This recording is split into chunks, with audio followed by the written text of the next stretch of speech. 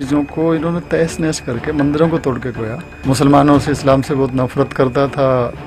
मेरा अपना गुमान है, आज भी हरियाणा के लोग जज्बाती होते हैं। मैं उस वक्त मैं दायरा इस्लाम से बाहर था और हम लोगों में एक 1947 के बाद जो माहौल बना था कि मुसलमानों ने हिंदुस्तान में आके, इंडिया में आके जो हमलावर हुए और यहाँ के राजपाट को छीना, नंबर 1 पे यहाँ की तहजीब को ख़त्म किया, ये चीज़ें हमारे सर पे सवार थी। तीसरी चीज़ जो और ज़्यादा कचोट देने वाली थी कि हमारी धार्मिक चीज़ों को इन्होंने तहस नहस करके मंदिरों को तोड़ के खोया, मस्जिदें बनाई। ये चीज़ें जब हमारे जहन दिमाग पे आती थी, सामने लाई जाती थी, तो हर इंसान फितरी तौर पर जो है ना खून खोलता था। तो मैं बताया कि जो श्री राम, भगवान श्री राम का मंदिर है, जहाँ पे उनकी पैदाइश हुई थी, वहाँ पे उस मंदिर को तोड़ करके मस्जिद तामीर की गई है जबरन। उसके खिलाफ एक महाज था उस दौर में। मैं एक हिस्ट्री का स्टूडेंट होने के नाते आज इस बात को महसूस करता हूँ। हमने तारीख़ का कोई मुताला उस तारीख़ तरह से नहीं किया था।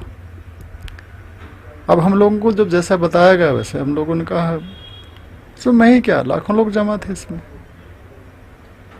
और उस हादसे ने जहन में एक बार बार वही चीज़ें रिपीट करने से एक चीज़ ये आ गई कि गोया इस दौर में सबसे बड़ा काम धार्मिक होगा। उस वक्त तो मैं, क्योंकि मुसलमानों से, इस्लाम से बहुत नफरत करता था, उस दिन में मैंने भी जो है ना वही एक्ट में जो है ना शिरकत की जिसके लिए लाखों लोगों को तैयार किया गया था। तैयार करने वाले में कौन कौन थे? वो तो जग जाहिर सी बात है, जो मोमेंट था कि भाई उस मोमेंट में मैं जुड़ गया बस। तो ऐसा सुना जाता है कि सबसे पहले चढ़ने वालों में जो है कुछ आप और आपके साथी कुछ वो थे वहाँ पर। जी हाँ, हमें मौका दिया गया था सर। भाई हरियाणा के लोगों को मौका मिला। अब आप ये देखेंगे नॉर्थ इंडिया में सबसे जज्बाती जो माहौल होता है ना, हर कोई आदमी अपने एरिया की बात करता था। मेरा अपना गुमान है, आज भी हरियाणा के लोग जज्बाती होते हैं। और जज्बा जब होता है ना तो उसमें मैं समझता हूँ समझ सोच का मादा कम हो जाता है। आप ये देखेंगे हरियाणा का जो पॉपुलेशन है नॉर्थ ऑफ इंडिया, हम 1% हैं। इसके बावजूद आर्मी और बेल्ट सर्विसेज में हम लोगों की का जो डोमिनेशंस है 8% है। उस हिसाब से लगा सकते हैं कि हम लोग जो ना कि देश प्रेम भी लगा सकते हैं इसमें, या फिर हम लोगों का जज्बा, वफादारी, ये जिस भी अंदाज से देख सकते हैं। बाबरी मस्जिद क्या टाइम पे पहुंचे उस दिन? हम लोग तो वहाँ पे मैं समझता हूँ 1 तारीख से पहले पहुँचे थे, दिसंबर से पहले। नहीं, जिस दिन 6 दिसंबर के दिन बाबरी मस्जिद पे तोड़ा गया, तो उस वक्त वहाँ पहुँचने वालों में आपका कौन सा नंबर था? देखिए उस टाइम नंबर की गिनती तो नहीं कर सकते, मतलब लेकिन आने के बाद नहीं, इब्तदाई में पहुँचे, लेकिन टॉम पे पहले पहुँचे। जो बीच का गुम्बद है, टॉम जो है, मिडिल टॉम पे हम लोग उसमें गए। मिडिल टॉम पे पहुंचने वाले में मैं आ गए थे, क्योंकि एक तो वो दौर एक दहशत थी कि भाई आर्मी आएगी, फोर्स लगा दी जाएगी, नहीं करने देंगे। लेकिन साथ ही साथ ये था कि आर्मी आई नहीं, ये नहीं हुआ, तो एक जहन में ये भी था कि ज़मीनी तौर पर तो कोई हलचल है नहीं। लेकिन एक खदशा जरूर था कि आज हो सकता है बाई एयर जो ना इस पर कुछ हम क्या जाए। मजबूत डोम को तोड़ा कैसे गया? कि हमने तो अपनी कोशिश भर है, इंसान अपनी कोशिश करता है ना। जो मैंने बताया गया कि सैकड़ों सालों से इस जो ना ढांचे ने मंदिर की जगह पे कब्जा किया है, तो वो जज्बा ही अलग होता है। उसमें आदमी ये सोचता नहीं है कि मैं क्या करूं, लेकिन करने के लिए जो कुछ हो सकता है उसके लिए कोशिश की। तोड़ने के लिए इस्तेमाल क्या किया गया? खुदाल, जो जिसको गैंती बोलते हैं आपकी जबान में, जिससे सड़क खोदते हैं, वो लगाई। और उस वक्त आपके साथ और कौन थे? 2 लोग? नहीं, मेरे साथ ही थे, सोनीपत जिला के थे, कुछ पानीपत एरिया के थे उन लोगों ने। बाकी जिनको मैं आइडेंटिफाई कर सकता था वो थे, बाकी इंडिया भर से लोग गए थे। कोई जिला ऐसा नहीं बचा इंडिया का जिससे मैं सुनता हूँ कि नहीं पहुँचे वो लोग। तो वहाँ से बाबरी मस्जिद तोड़ने के बाद में सुना है कि आप देवबंद गए थे। मैं देवबंद नहीं गया था, मैं तो वापस अपने पानीपत आया और वहाँ पे आके अपना जो था उन्होंने खैर मकदम किया गया या जो भी जुलूस के शक्ल में। इसके बाद घर में हाजिरी हुई। मेरे घर के लोगों का जहन सेकुलर सिस्टम पे था, तो उन्होंने कहा कि तुम बहुत गलत आदमी हो, ख़ास तौर पे मेरे वालिद साहब ने जो कहा था। क्योंकि एक तो ये है कि हमारे यहाँ पर जो विचारधारा जो था ना, परसेंटेज का डोमिनेशन बहुत ना के बराबर था। दूसरी चीज़ ये कि हरियाणा के लोग मजहबी तौर पे इतने ज़्यादा जानकार नहीं होते, मिडिल हरियाणा की मैं बात करूँ तो। अब उनमें जो कहा गया कि भाई ऐसा हो गया है, तो फिर वो लोग पीछा नहीं देखते हैं। अगर या तो शुरू नहीं हो तो शुरू होते हैं, तो फिर अच्छे जज्बे के साथ खड़े होते हैं। उस जज्बे वाले लोगों के अंदर हम शामिल थे। फर्स्ट टाइम उसमें आगे गए तो उस वक्त यही था कि आज इसको हटा के पीछे छोड़ें, क्योंकि जो कसम सौगंध खाते हैं वो सारा स्लोगन साहब ने सुने होंगे। जब सौगंध कोई खा लेता है तो फिर सोचता नहीं है फिर पीछे हटने के बाद। क्या हालात बने जो आप इस्लाम पहले हमारी ही अपनी जो करनी होती है ना, कथनी होती है, उससे ही अपने नियर अबाउट सोचता आदमी। हम जब मुसलमानों को जिहादी आतंकवादी और जो सुनते थे कि मुसलमान अब जिहाद का फतवा देंगे और ये जो ना हमें मारे बगैर नहीं छोड़ेंगे, सबसे बड़ा ये जो ना दिमाग पे सोच कर रही थी बात कि अब हम लोगों को मारे बगैर नहीं छोड़ेंगे। हर मुसलमान दाढ़ी रखता, टोपी नहीं पहनता, और वो लिबास का मसला आता है, लेकिन वो बदला लेने पे आते हैं तो जरूर बदला लेते हैं। ये जो सबसे बड़ी बात स्टक की, और उसी के डर और खौफ शिद्दत की वजह से वही ख्वाब वही ख्याल, और वो इसी तौर पे इतना डर गया मैं जाती तौर पे कि पागलपन की एक हद होती है ना, जैसे मैं खुलेआम पागल तो नहीं था, जैसे मैं पत्थर फेंकता हूँ, किसी पे चिल्लाता हूँ, लेकिन ये था कि हर तरफ एक नज़रिया बनता था कि मुसलमान आके मुझे जरूर मारेंगे। अब ये मेरे जहन में ज़्यादा सवाल रहता था। और मुसलमान आएंगे, मैं तो जानता नहीं कौन मुसलमान हो सकता है, सबको मैं पहचानता नहीं था। इतना बड़ा सिटी है, उसमें ज़्यादातर लेबर यूपी बिहार की होती है, उनमें से ज़्यादातर हमें गुमान होने लगा कि जब आदमी डरने लगता है ना, तो हर कोई अपना दुश्मन, हर से दुश्मन नज़र आती है।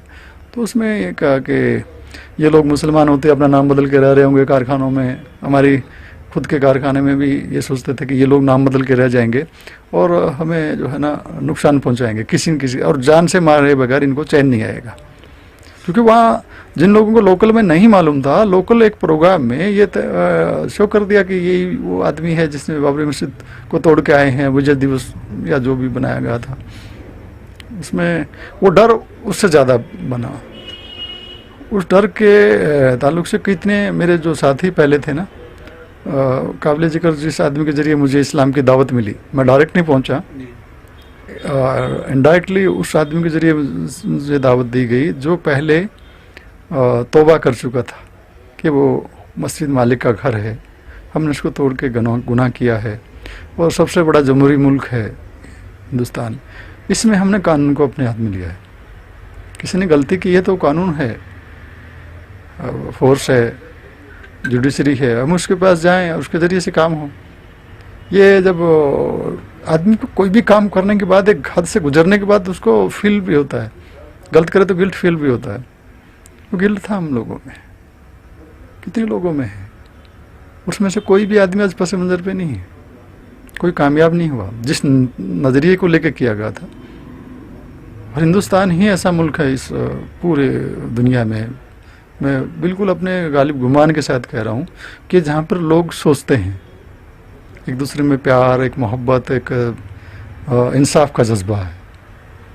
बाहर के मुल्कों में सफ़र हुआ है, मुझे वहाँ देख करके लगा कि हाँ वाकई हम सारे जहाँ से अच्छा हिंदुस्तान हमारा, इस पर वाकई में हम लोग इस काबिलियत रखते हैं अच्छाई की। आज भी आपको अफसोस होता है आपके अमल पे? बेशक बेशक अफसोस होता है, क्योंकि हमें देखिए 1/3 मेजोरिटी ऑफ इंडिया को डायरेक्टली हर्ट किया, इनडायरेक्टली हमने अपने देश के संविधान कानून को तोड़ा। मैं इसका अपने आप को मुजरिम कहता हूँ, मुझे जो कानून सजा देना चाहिए मैं आज भी तैयार हूँ, क्योंकि मैं अपने देश संविधान से ऊपर नहीं हो सकता कोई भी वक्त। जब मैंने गुनाह किया है तो उसमें मैं कहता हूँ मुझे सजा दी जाए, लेकिन जो भड़काया गया है, भड़क गए हैं, जिसने भड़काया उनकी गलती थी, मैं भड़का मेरी गलती है, मैं तो अपनी गलती तो तस्लीम करता हूँ। लेकिन देश के साथ ऐसा नाइंसाफ़ी नहीं करनी चाहिए कि हम लोगों को बिल्कुल दरकिनार कर दें। हमारे देश को जिसमें जरा भी जगह नहीं है कानून तोड़ने की, हम क्यों तोड़े, किसी अपने हाथ में क्यों लें? आज क्या चाहते हैं, आप क्या बनना चाहें? देखिए, वो कानून का इस मैटर ऑफ जुडिस, जो चीज़ हकीकत है उसको सामने आना चाहिए। अब आपको यूनिवर्सिटीज़ में जो रिकॉर्ड मिला है, वो ज़मीन किससे खरीदी गई, मैंने जो आपके बाबरी मस्जिद तारीख के आईने में हैदराबाद से एक किताबचा निकला और कई किताबों के ज़रिए से जो हवाला मिला है मुझे, वो ज़मीन किसी ब्राह्मण से खरीदी गई, उसका पैसा दिया, पे किया गया। मस्जिद की जगह है तो मस्जिद बननी ही चाहिए ना। बाबरी मस्जिद नाम रखें या उसका मस्जिद नाम रखें ना, बाबरी नाम क्यों किसी आदमी की तरफ मैल किया जाए? बाबर ने बनाई, भाई बाबर का पैसा लगा, उसका जाति पैसा तो नहीं था, अवाम का पैसा था। वो किसी नाम के साथ तो अल्लाह के घर को मुंसब नहीं किया जा सकता ना।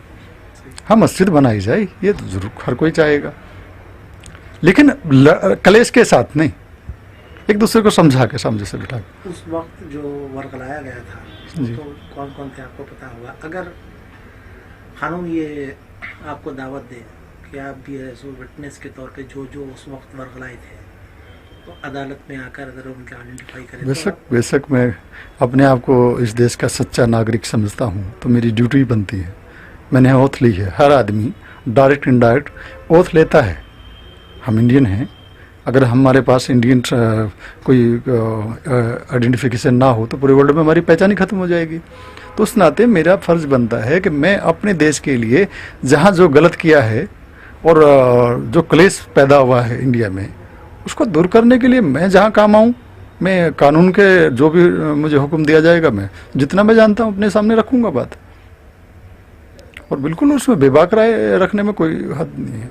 अगर जाती तौर पे थोड़ा बहुत मेरा नुकसान होता है या ज़्यादा भी होता है तो मुझे उसकी भी परवाह नहीं, किसी को होनी भी नहीं चाहिए। सुना है कि आप से जो अमल हुआ था, जब आपको उसका एहसास हुआ तो आप कुछ मसाजिद बनाने का भी इरादा रखते थे? असल में मेरा नाम मोहम्मद आमिर रखा गया। आमिर के माने होते आबाद करने वाले अरबी में, तो नाम का जो असर हर इंसान लेता है। मेरे जो साथी ने उन्होंने इस्लाम कुल किया तो उनका नाम उमर रखा गया था। उमर के माने तामीर करने, उन्होंने तामीर करने की मस्जिद के कहा, क्योंकि एक इंसान का होता है कि मैं एक गुनाह में शरीक जिस वजह से हुआ हूँ उसका कफ़ारा अदा करने के लिए, उसका निस्तारण के लिए हम जो है 100 मस्जिदें बनाएंगे। उन्होंने अहद किया, मेरी ज़िंदगी में अल्लाह ने मुझे वो तो मस्जिदें बना रहा है।